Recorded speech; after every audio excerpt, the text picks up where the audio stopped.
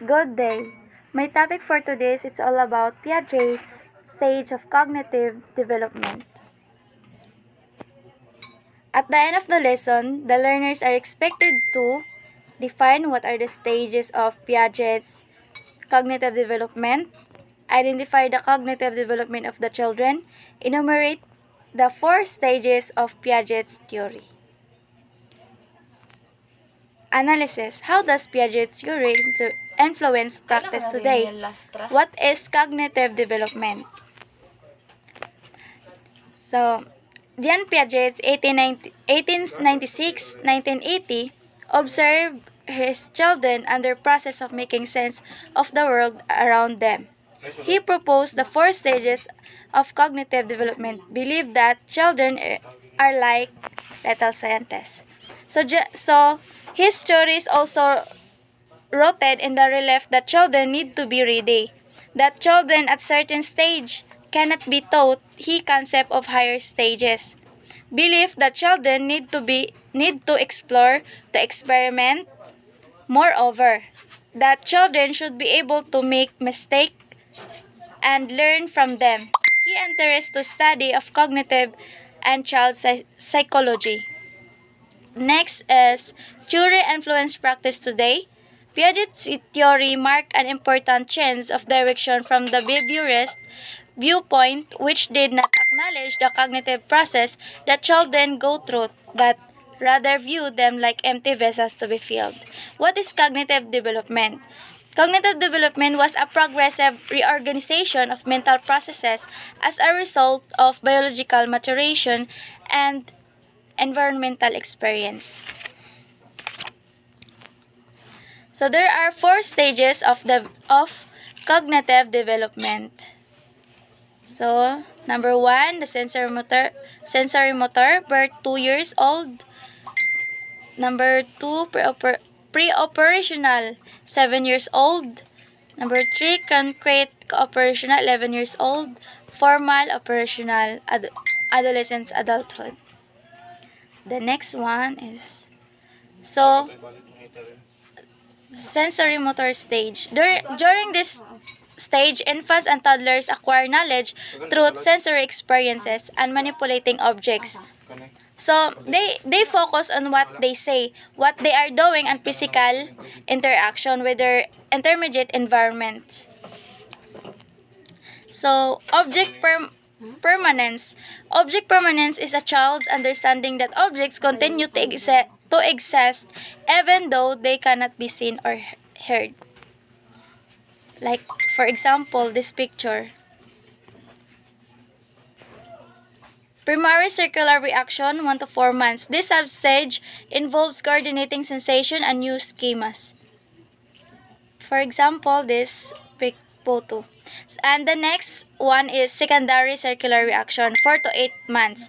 During this substage, the child becomes more focused on the world and begins to intentionally repeat an action in order to trigger a response in the environment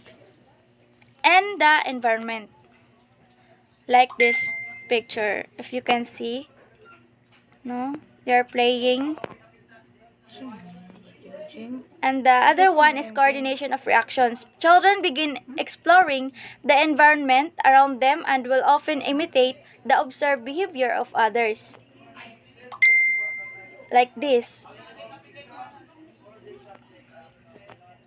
And the next one is tertiary circular reaction. 12 to 18 months na siya. Children begin a period of trial and error, experimentation during the 5th substage. Like this. So, like, for example, no na, kanang, imong anak kibali, wala nimo siya gipansin, maong, kanang magpapansin sab siya. And the second of 4 stages is pre-operational stage. At this stage, the child can now make mental representations and is able to pretend. The child is now even closer to use symbols, last approximately 2 to 7 years old. So, pre-operational stage is their language use become more mature. They also develop memory and imagination, which allows them to understand the differences between past and future, and engage in make-believe. Pre-operational stage symbolic function, ability to represent objects and events. There are more examples like this. I like this one, if you can see. And the next one is pre-operational stage. So egocentrism, this is the tendency of the child to only see his point of view. Like this. I'm always right. I don't need your opinion. For example, kanang mga anak ninyo na pagkasab-an ninyo, gusto jud silang tama. Pre-operational stage of reversibility. Children in this stage has the inability to reverse their thinking. So, diri na dayon ang mga number. Pre-operational stage, animism. Tendency of children to attribute human-like traits or characteristics to inanimate objects. So, diri na ninyo makita inyo ang children na magdudula og any object like mga toys. Concrete operational stage.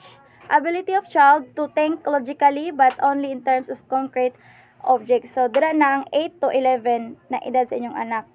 So, ang concrete operational is the child can understand principles of cause and effect, size, and distance.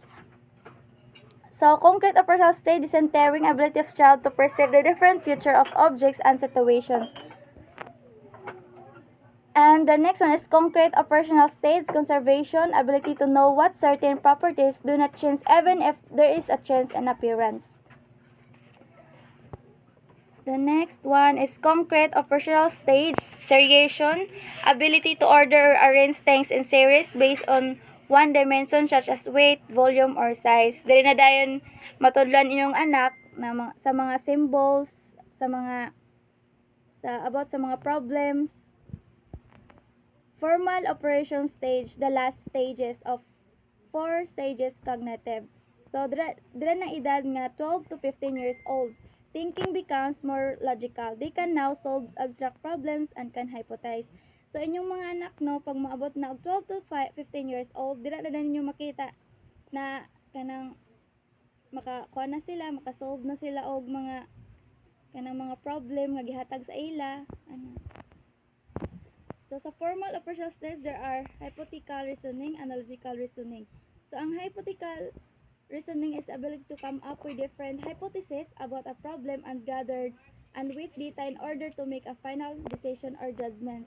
Ang analogical reasoning is ability to perceive the relationship in one instance and then use the relationship to narrow down possible answers. So, ang formal operational stage is he or she can do the mathematical calculation and think creatively, use abstract reasoning, and imagine the outcome of particular actions.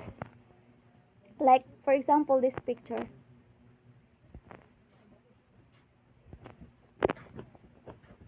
And the last one is formal operational stage, deductive reasoning, ability to think logically by applying a general rule to a particular instance or situation. So the application is enumerate the 4 stages of Piaget's theory.